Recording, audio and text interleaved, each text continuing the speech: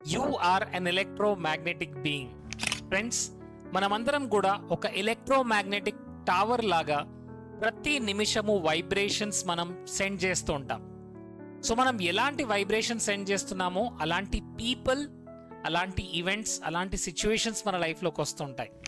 So ఎప్పుడైతే మనకు అర్థమవుతుంది రాంగ్ పీపుల్ మన లైఫ్లోకి వస్తున్నారు, రాంగ్ సిచ్యువేషన్స్ జరుగుతున్నాయి, రాంగ్ ఈవెంట్స్ జరుగుతున్నాయి, నెగిటివ్ ఎమోషన్స్లోకి వెళ్తున్నాను అన్నప్పుడు stop it and deliberately change your frequency.